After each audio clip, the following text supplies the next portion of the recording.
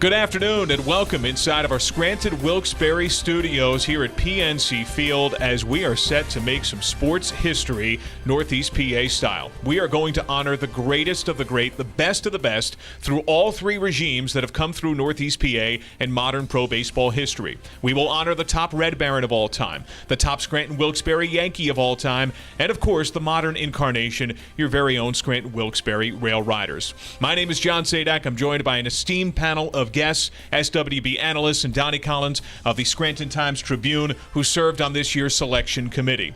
The winner of each tournament, a 16-name bracket for the Red Barons, an 8-name bracket for the Scranton Wilkes-Barre Yankees, and a 4-name bracket for the RailRiders, will forever live in famous history as a figurine. That's right, a statue of some sort will be made of the victor in each of those fields and will be given away at a RailRiders game at some point this year. Who will win?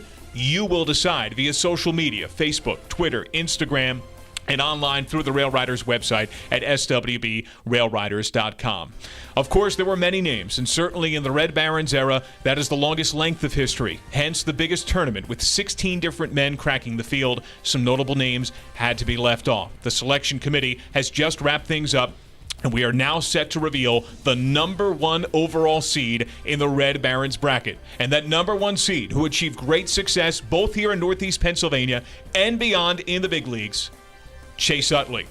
Chase Utley, the number one seed in the Red Barons bracket. And for more, we welcome in a member of our selection committee. In fact, the selection committee chairman, Donnie Collins of the Scranton Times-Tribune. Donnie, welcome. Your thoughts? First of all, thanks for having me on after a long morning in the conference room. My thoughts are that Chase Utley, in a very tight race, was the best player ever to play for the Red Barons.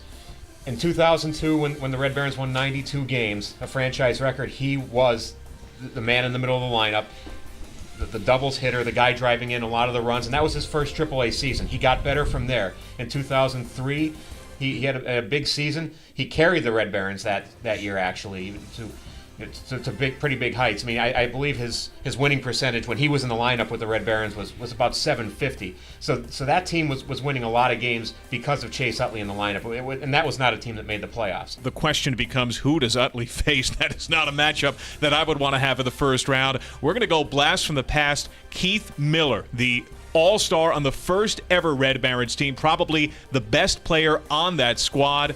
And we welcome in our esteemed panel of experts for their thoughts as we begin to break down this bracket. Chase Utley against Keith Miller. That is a first-round matchup. Your thoughts, Curtis Fair? Well, to be completely honest, I think Chase Utley, his career is not even close to Keith Miller. I think this is going to be a complete blowout, landslide victory in the favor of Chase Utley. Yeah, being from the area, I remember seeing Chase Utley play.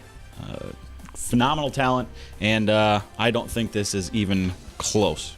Now for the rest of the bracket, the number 3 seed, another huge name in the history of Scranton Wilkes-Barre baseball, Ryan Howard, the most prolific home run hitter.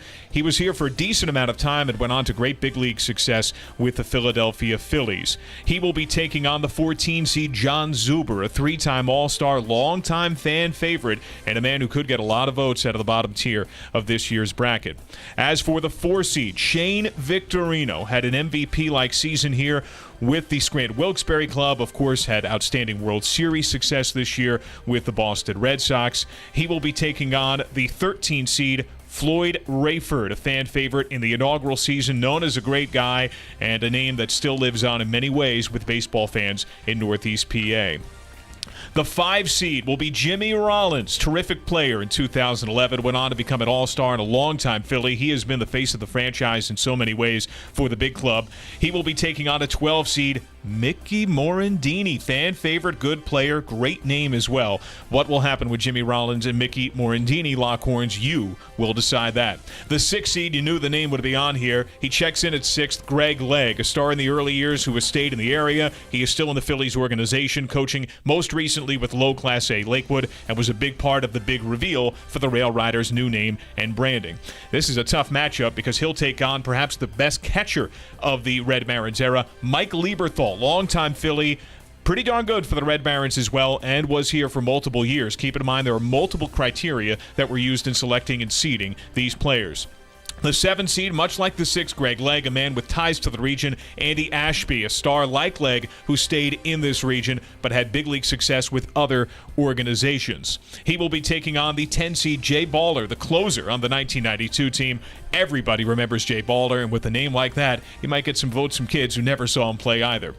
As for the 8-9 matchup, David Doster, terrific all-around player, essentially a quad A player for a long time, had some connections to the area, and might have stayed here for a decent amount of time. He'll take on Gene Shaw, big home run hitter, perhaps the biggest one before Ryan Howard's arrival. That will be the 8-9 matchup.